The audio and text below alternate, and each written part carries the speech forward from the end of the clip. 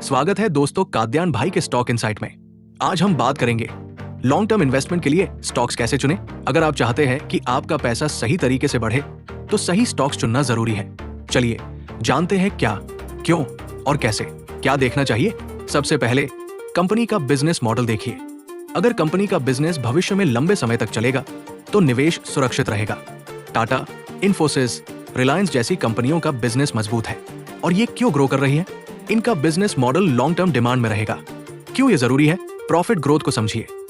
किसी भी बिजनेस का लंबे समय तक चलना उसके प्रॉफिट पर निर्भर करता है। अगर कंपनी का नेट प्रॉफिट हर साल बढ़ रहा है तो ये एक अच्छी कंपनी हो सकती है। HDFC बैंक और TCS जैसे स्टॉक्स का प्रॉफिट ग्रोथ लगातार पॉजिटिव रहा है। अगर कभी प्रॉफिट गिरता है तो इसका मतलब कंपनी को सिक्योर, प्रॉफिटेबल और स्टेबल बनाने की जरूरत है। क्यों कर्ज पर ध्यान दें? कम कर्ज वाली कंपनियां ज्यादा सुरक्षित रहती है। अगर कंपनी के पास ज्यादा कर्ज है तो वो मुश्किल में पड़ सकती है। डेट टू इक्विटी रेशियो को देखिए। अगर ये 0.5 से कम है तो समझिए कंपनी मजबूत है।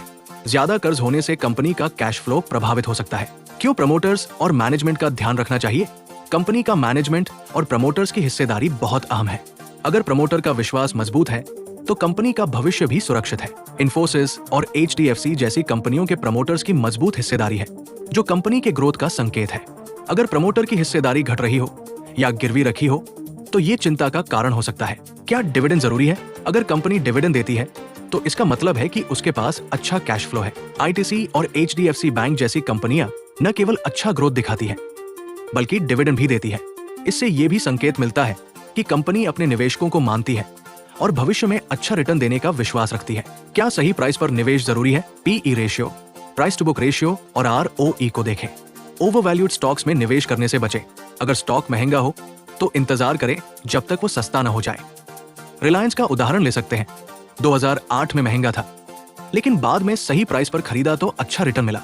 सही कीमत पर निवेश करने से आपका रिटर्न सुरक्षित रहेगा। बोनस टिप, सेक्टर पर ध्यान दें। हमेशा उन सेक्टर्स में निवेश करें जो फ्यूचर में ग्रोथ कर सकते हैं। EV, AI और रिन्यूएबल एनर्जी जैसे सेक्टर में निवेश का सोचें।